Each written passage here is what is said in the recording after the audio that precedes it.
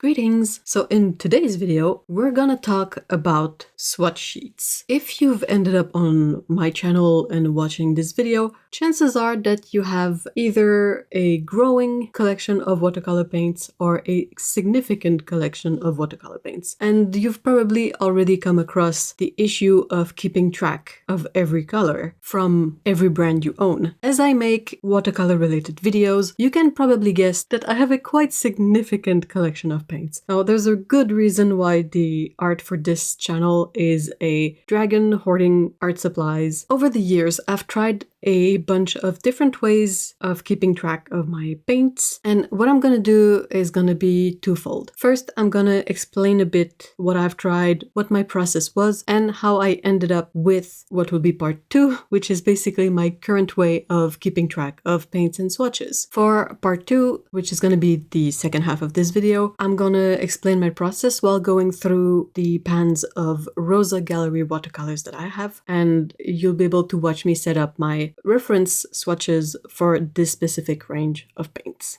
So in the past, I've tried a bunch of different ways of keeping track of my swatches. I think the first thing that I really tried was to have a swatch page per set of paint, but as you grow your collection and you add in like open stock colors, they don't really fit anywhere within these pages for paint sets. At that point, I saw a video from Jennifer Maguire, I think, that featured using these binder pocket sleeves for coins. So it's basically a plastic sheet that has inserts for 2 inches by 2 inches cards. So instead of putting the coins in there, you cut up 2 inches by 2 inches pieces of paper and you swatch your color on that and you put that in the sleeves. And I did try that, but it quickly proved to be a poor match for the way I like to set up things, because if I added new colors, I would have to move all the swatches around. I took that and I prepared swatches. I prepared little cards for every single color in the range that I wanted to swatch. And I would leave some of them unpainted if I didn't have the color, and the colors that I had, I would paint them. That was about the same time that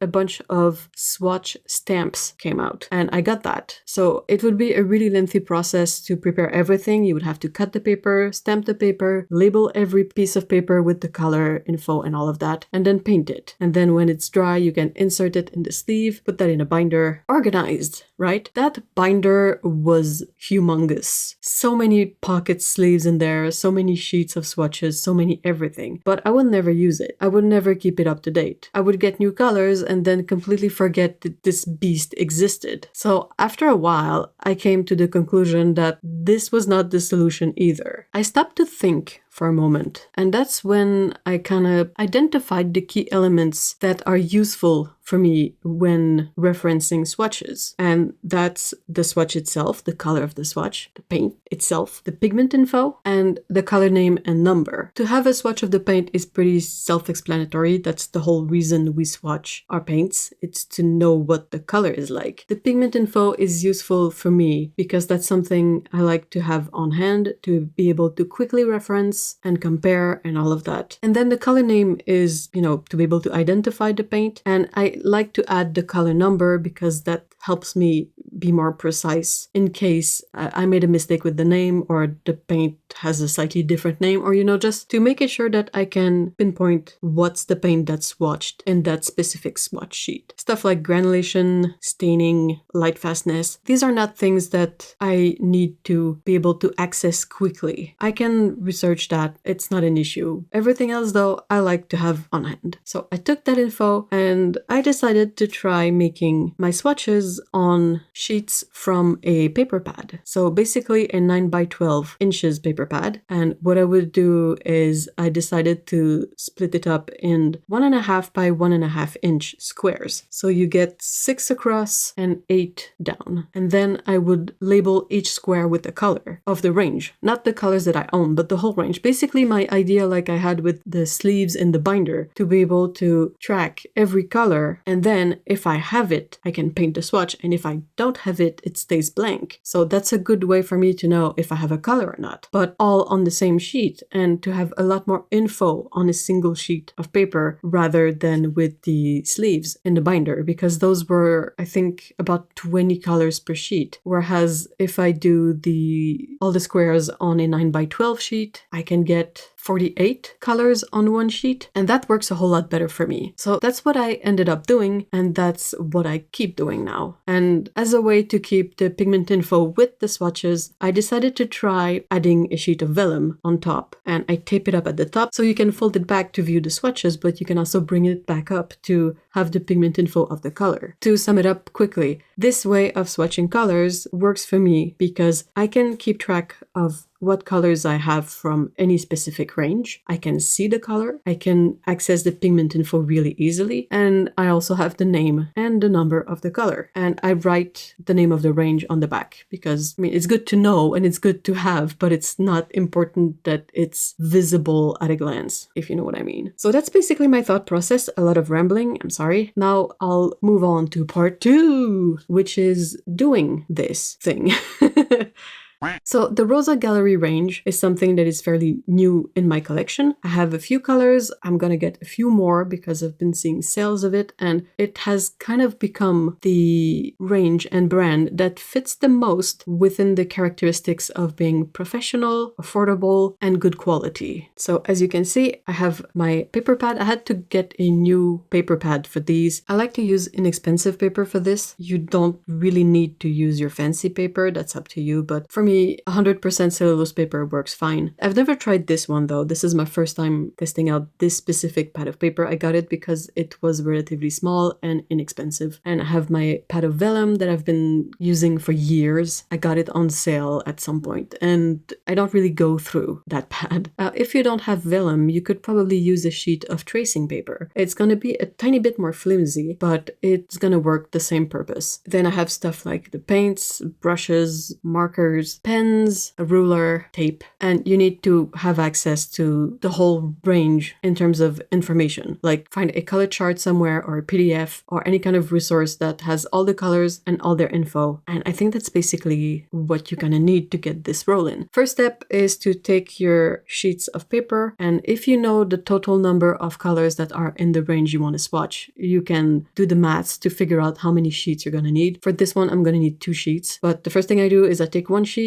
and I use my ruler and my pen and I just split it up into 1.5-inch squares. It's really basic. You just go around and you do your little marks and then you ink the grid, and that's it.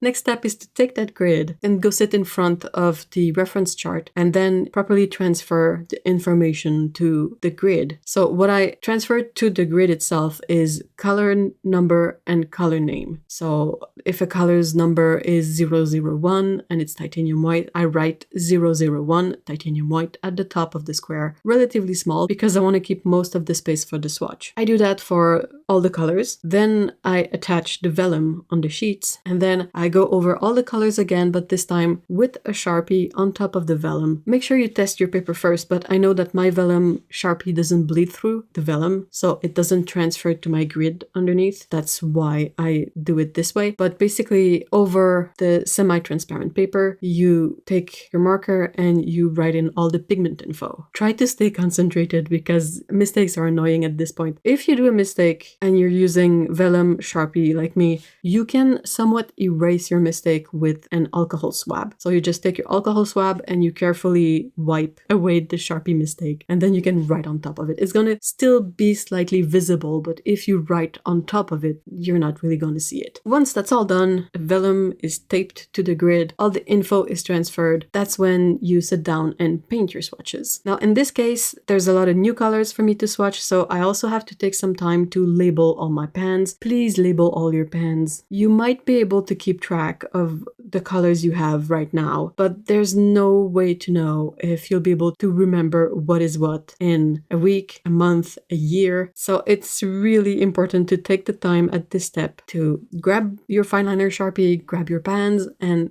transfer at least the, basic info. I like to, again, put brand, color number, color name, and pigment on the pans, which is somewhat easy to do with full pans. You can keep the color name and the pigment for the bigger sides and then brand and color number for the shorter sides. You do it however you want, but that's just basically the way I found that works best for me. And then, yeah, you label all the pans if that's not already done. And then finally, you get out your brushes and you paint your swatches. Now, you'll be able to see on my paper, like I've briefly mentioned, this is the first time I'm using this paper. It is not the best quality. And also, I decided to use the back of the sheets because it was more of a hot press texture. And hot press is a bit harder to work. You will get a bit more streaks on hot press unless you use a lot of water. So keep that in mind. If you think that my swatches look streaky, that's probably why. It's not something that really bothers me because I still get all the info I need from that specific swatch. But yeah, if it's a paper you're not familiar with, perhaps do a bit of a test beforehand just to see how the paper handles, and then you can paint all your swatches in. And yeah, the concept is really simple. If you have a color, you paint a swatch. If you don't have a color, it stays blank. That way, if in the future you decide to bring in more color from this range, you can add them to your swatch sheet, and it's a good way to reference what you have, what you don't have when setting up specific color selection sets, or you want to work with a specific color and you want to know if you have it. Well, you can quickly reference that sheet. And if you want to order new colors, you can also reference that sheet because it tells you what you have and what you don't have. So if you look at all your colors and you think, I don't have any oranges, well, that can something that will help you figure out which colors to order next if you like these paints enough. I hope that makes sense. I think with this process, the most important part is figuring out something that works for you. This works for me, might not work for you. That's perfectly fine. No problem with that. But yeah, for me, it works. It takes up a very minimal space in my shelves. It's a lot of info at a glance, and it's all the info I need to be able to, manage my paints and paint stuff. I hope this was somewhat helpful. Let me know how you set up your swatches. We've been talking about that on the Discord a bit, and it's been really fun, but I would like to know how you guys set up your paint swatches. And also what you think of my way of swatching paints. And thank you so much for watching. We will see each other in the next video or in the next live stream, and I hope you have a great day. Thank you so much. Bye bye.